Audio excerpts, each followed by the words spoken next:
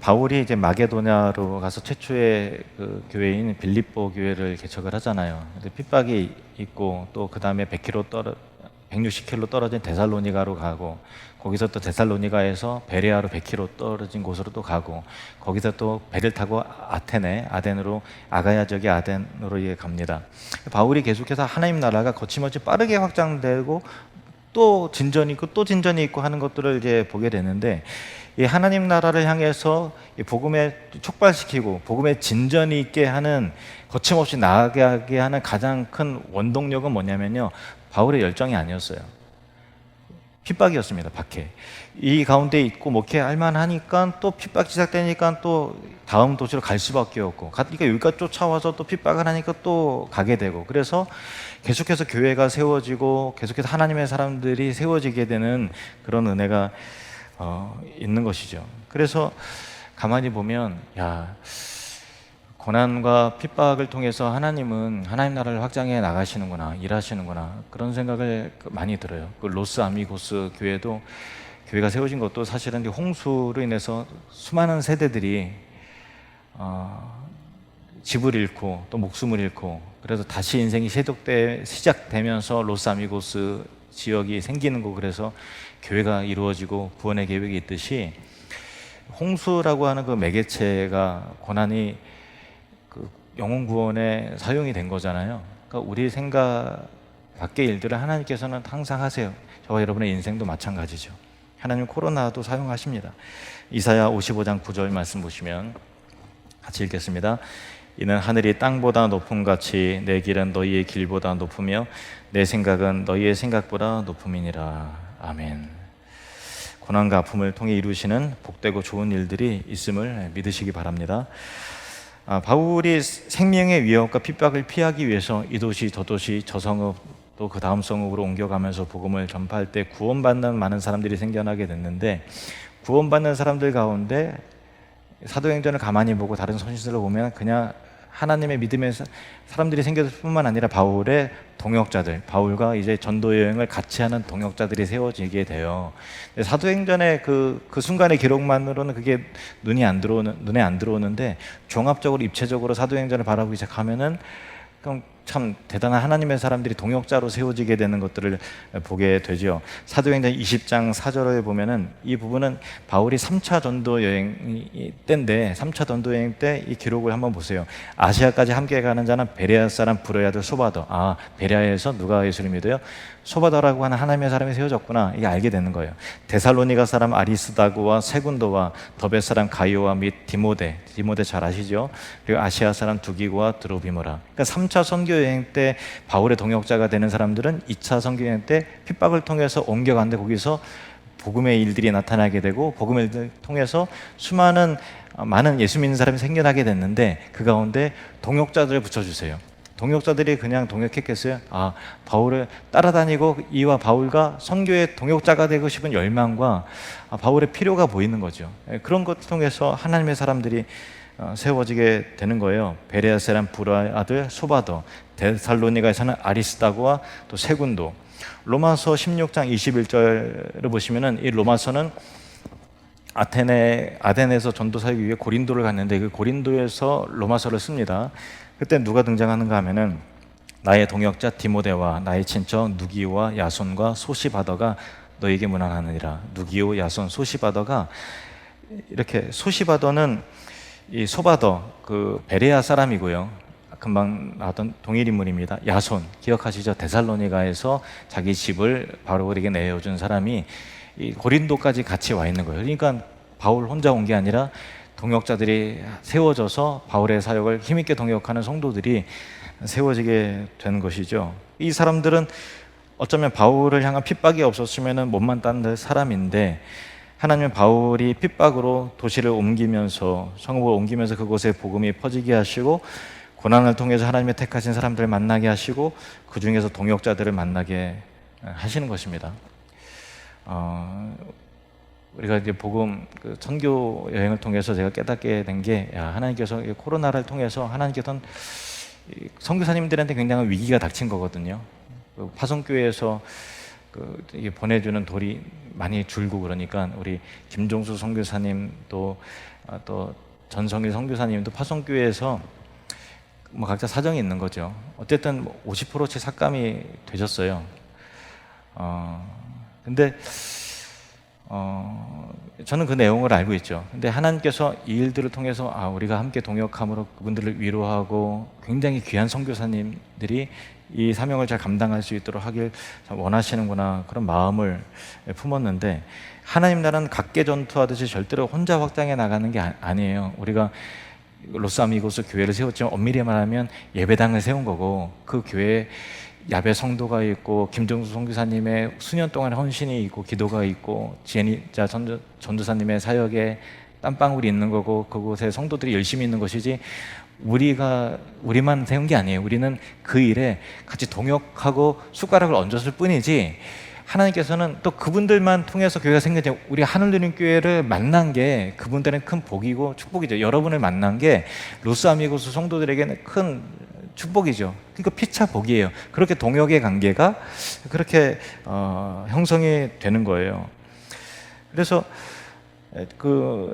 이 현장에서 김종수 선교사님 그리고 전성일 선교사님을 이제 보면서 훌륭한 데는 알고 있었지만, 정말 대단히 훌륭하구나. 정말 그 지치지 않는 열정과 끈기와 불타오르는 그 복음의 사명에 우리가 책임 있게 동역의 관계를 잘 우리가 해서 하나님 나라를 같이 확장해 나가야 되겠다라고 하는 비전과 열망이 생겼습니다. 근데 매일 아침마다 빌립보서를 묵상하면서 제가 이제 동역의 관계에 대한 정리를 이 말씀을 통해서 하게 됐는데, 그걸 좀 나누길 원해요. 빌립보서 2장 25절 말씀 보시면 같이 읽겠습니다. 시작. 그러나 에바브로디도를 너희에게 보내는 것이 필요한 줄로 생각하노니 그는 나의 형제요 함께 수고하고 함께 군사된 자요 너희 사자로 내가 쓸 것을 돕는 자라. 이 빌립보 교회와 바울은 동역의 관계인데, 아시다시피 최초의 유럽 교회지요.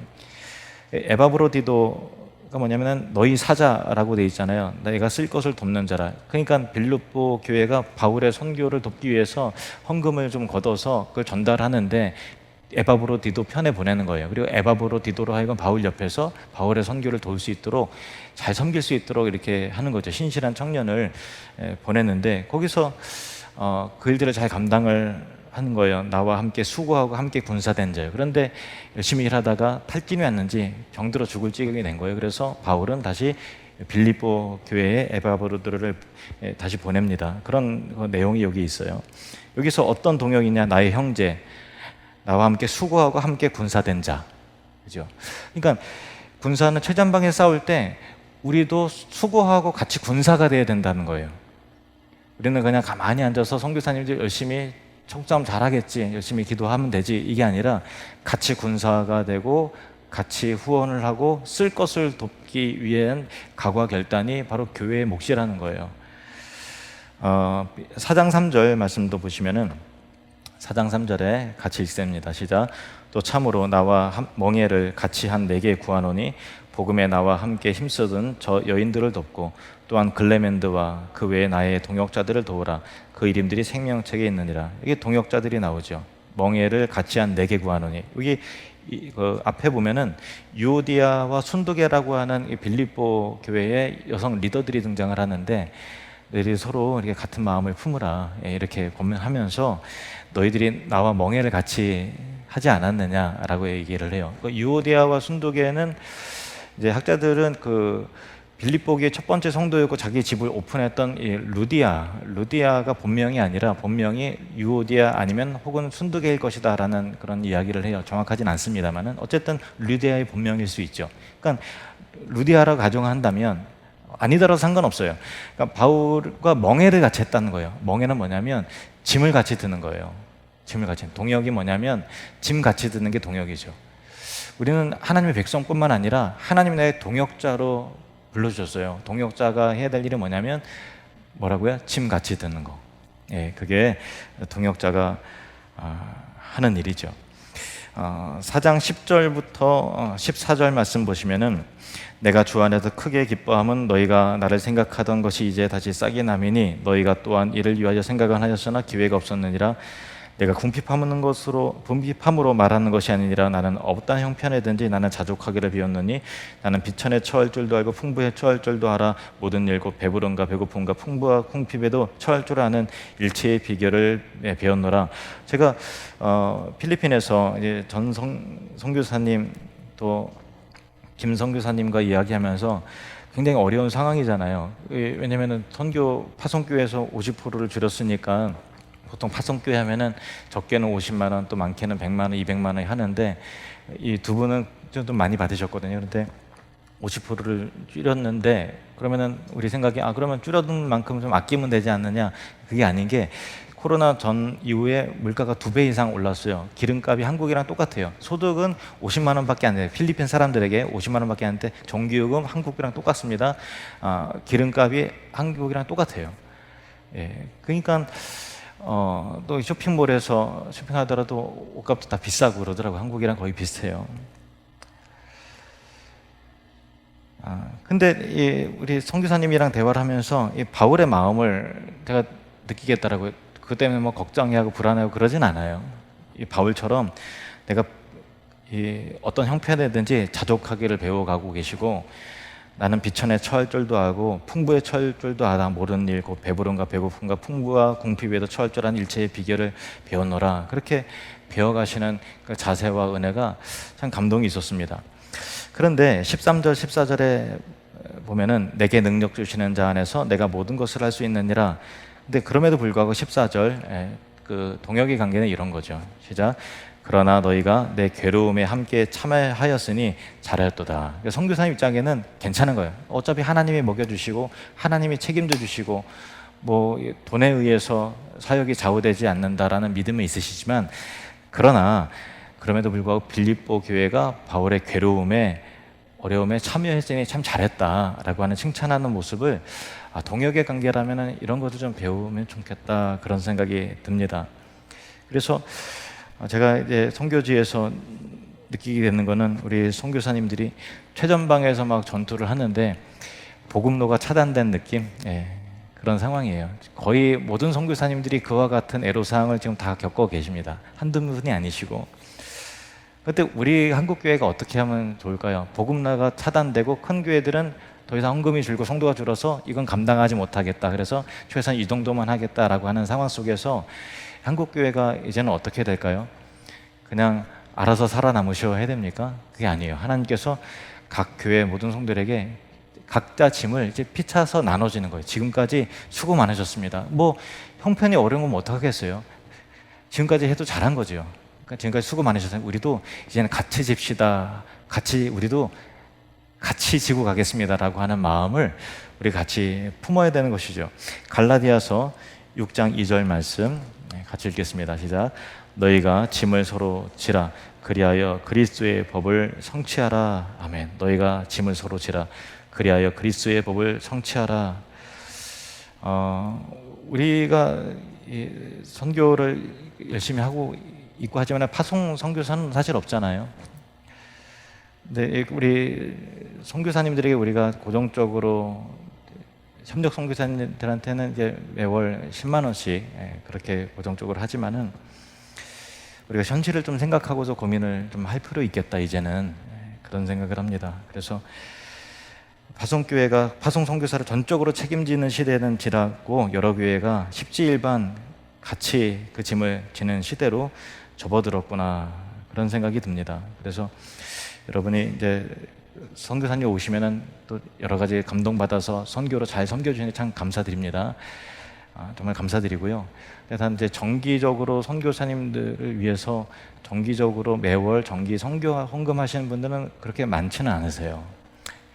근데 이게 왜 중요하냐면은 그 정기적으로 하셔야만 정기적으로 선교사님들을 도울 수가 있어요. 그러니까 이 땅에 오셔서 이제 여러 가지로 돕는 것도 참 귀하고 둘 다 귀하죠. 근데 정기적으로 선교사님들이 생활 걱정하지 않고 물론 걱정되겠지만 그래도 최악의 상황으로 몰리지 않도록 여기까지 언제까지 버텨야 되나라는 고민하지 않도록 우리가 지원하기 위해서는 우리가 그 짐을 같이 지고 가야 된다.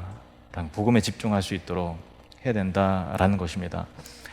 제가 몇 년 전에 제 동기 선교사님이 우리 교회 방문을 해서 일본으로 이제 파송을 가기 위해서 여러 교회들을 방문해서 좀 후원을 요청을 하기 위해서 다니는데 오시고 나다 그러니까 조금 부담스러웠죠. 솔직히 우리 교회 그때 재정이 또 여의치가 않았고 또 하고 있는 데도 있었고 그래서 쭉 이야기를 듣고 나서 사실은 여차저차해서 또 지금 이제 대기하고 계시는 좀 후원을 기대하고 대기하시는 다른 후보 선교사님도 계시기 때문에 죄송하지만 좀 어렵습니다라고 말씀을 드렸어요. 현실적인 얘기를 한 거죠. 다 할 수 있는 건 아니니까 알겠다고 그러면서 이제 충분히 이해한다고 하면서 가시는데 딱 뒤돌아서시면서 하시는 말씀이 10,000원이라도 그 얘기를 하시더라고요. 그래서 제가 마음이 찢어지게 아팠어요. 10,000원이라도 물론 이제 비굴한 마음으로 한 게 아니라 그만큼 10,000원씩 모아자는 선교비가 연결이 돼야 파송을 갈 수 있기 때문에 얼마나 스스로가 그랬겠어요. 근데 그렇게라도 해야 되겠는 거구나 생각이 들어요. 저는 이게 성령께서 저와 여러분에게 주시는 마음이라고 생각해요. 뭐냐면 우리 교회가 열심히 잘하고 있어요. 근데 이제는 선교사님들이 그 일을 할 수 있도록 각자 하시는 분들은 잘하고 계세요. 그런데 혹시 정기적으로 선교사님들을 이제 정기적으로 선교 헌금을 안 하시는 분이 계셨다면 이제는 한국 교회가 보내놓은 파송한 선교사들이란 말이에요. 우리 모두가 다 책임져야 될 역할이에요. 이제는 아멘 하십시오. 우리 모두가 우리의 몫이라는 거예요. 그러면 어떻게 되냐? 누구는 많이 하고 이게 아니라 나라도 10,000원이라도 5,000원이라도 조금이라도 하는 게 필요해요. 다 어렵죠. 우리 한국도 물가 많이 올랐어요. 많이 올라서 힘든 거 알고 있습니다. 그러나 각자 자기의 짐을 져야 돼요. 각자 내 짐을 나 힘들다고 안 지면 5,000원이라도 10,000원이라도 그것도 없으시면 어쩔 수 없는 거예요. 그 힘드시면 어쩔 수 없는 거고 그래도 조금 10,000원 정도는 할 수 있겠다 30,000원 정도 하실 수 있겠다 하면 그거는 그 정도 여러분의 몫인 거예요. 여러분의 짐이에요. 근데 이 짐을 안 지면 누군가는 져야 되는데 그게 이제 그러면 커지는 거죠. 자, 갈라디아서 6장 5절 10절 말씀 이 말씀을 읽어서 불편하실 수도 있습니다. 그러나 성령께서 저와 여러분에게 하시는 말씀으로 받아들이십시오. 자, 5절에서 10절 말씀 시작. 각각 자기의 짐을 질 것이라. 가르침을 받는 자는 말씀을 가르치는 자와 모든 좋은 것을 함께하라. 스스로 속이지 말라. 하나님은 업신여김을 받지 아니하시나니 사람이 무엇으로 심든지 그대로 거두리라. 자기의 육체를 위하여 심는 자는 육체로부터 썩어질 것을 거두고 성령을 위하여 심는 자는 성령으로부터 영생을 거두리라. 우리가 선을 행하되 낙심하지 말지니 포기하지 아니하면 때가 이름에 거두리라. 그러므로 우리는 기회 있는 대로 모든 이에게 착한 일을 하되 더욱 믿음의 가정들에게 할지니라. 더욱 복음의 사람들을 위해서, 더욱 하나님의 사람들을 위해서 각자의 짐을 그 일에 전념할 수 있도록, 전념할 수 있도록 저는 김종수 선교사님, 우리 전성민 선교사님 필리핀에 가서 이분이랑 평생 같이 하는 게 우리한테는 복이다. 그 확신이 들었어요. 귀한 선교사님이에요.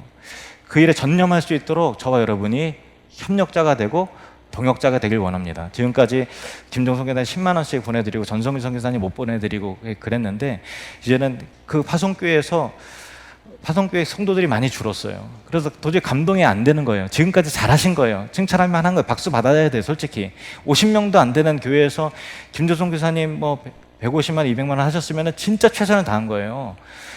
대단한 교회예요. 근데 현실이 이제는 성도 수가 줄어서 헌금 잘하시는 성도님이 나갔대요. 근데 어쨌든 감사한 거죠. 그럼 우리가 하겠습니다. 그 복을 우리한테 나눌 수 있는 기회를 주신 거잖아요. 그래서 우리가 행정적으로는 그냥 획일적으로 했는데 이제는 귀한 선교사님이 그 일을 전념할 수 있도록 그 복음주신학교 학장이신데 그 여러 가지 역량들을 힘있게 감당할 수 있도록 우리가 힘이 되어주시면 저는 하나님께서 기뻐하시는 하나님의 사람들 돕는 일에 우리가 마음을 모으고 형편을 모으고 기도를 모으면 하나님께서 그 성도와 교회는 반드시 눈여겨보시고 복을 주실 줄로 믿습니다. 믿습니다. 예, 우리가 같이 그 일을 하길 원해요. 자, 15절부터 19절 말씀. 바울의 빌립보 성도들이 그렇게 도운 게 바울은 너무 고마운 거예요. 너무 감사한 거예요. 그래서 이렇게 칭찬하고 격려하고 축복합니다. 빌립보 사람들아, 한울드림 교회 성도들아, 이 말이에요. 너희도 알거니와 복음의 시초에 내가 마게도냐를 떠날 때에 주고받는 데 일에 참여한 교회가 너희 외에 아무도 없었느니라. 데살로니가 있을 때에도 너희가 한 번뿐 아니라 두 번이나 나의 쓸 것을 보내었도다. 내가 선물을 구함이 아니오 오직 너희에게 유익하도록 풍성한 열매를 구함이라. 내게는 모든 것이 있고 또 풍부한지라. 에바브로디도 편에 너희가 준 것을 받음으로 내가 풍족하니 이는 받으실 만한 향기로운 제물이요 하나님을 기쁘시게 한 것이라. 로스 아미고스 그 교회가 하나님을 기쁘시게 한 것입니다. 우리의 헌금과 밥값 헌금, 우리 선교사님을 위한 모든 걸 하나님을 기쁘시게 하는 것입니다. 19절 말씀 같이 읽겠습니다. 시작. 나의 하나님이 그리스도 예수 안에서 영광 가운데 그 풍성한 대로 너희 모든 쓸 것을 채우시리라. 아멘. 저는 하나님께서 틀림없이 빌립보 성도들을 복 주셨을 줄로 믿습니다. 우리 하늘 눌림교회 모든 성도들에게 복 주실 줄로 믿습니다. 하나님 기뻐하시는 사람들에게 하나님의 사람들을 도우십시오. 저는 가짜 선교사님들도 사실 있어요. 가짜 목회자가 많은 것만큼 가짜 선교사님들도 있어요. 그 사실입니다. 그런데 우리 선교사님들은 진짜 선교사님들이고 진짜 하나님의 사람들이에요. 그 일에 우리 함께 동역할 때 하나님께서 왜 여러분들의 기업과 가정과 사업과 일터를 어찌 복을 안 주시겠습니까? 여러분들의 자녀를 왜 복을 안 주시겠습니까? 그 일에 우리 함께함으로 복음에 전념할 수 있도록, 때거리 걱정하지 않을 수 있도록, 십시일반으로 한국교회 모든 교회가 큰 교회만 감당하는 것이 아니라 이제는 우리 같은 작은 교회도 같이 숟가락 얹고 그 영광의 대열에 같이 함께함으로, 같이 동역함으로 또 다른 빌립보 교회가 세워지는 은혜가 있기를 주님의 이름으로 축원합니다. 기도하겠습니다.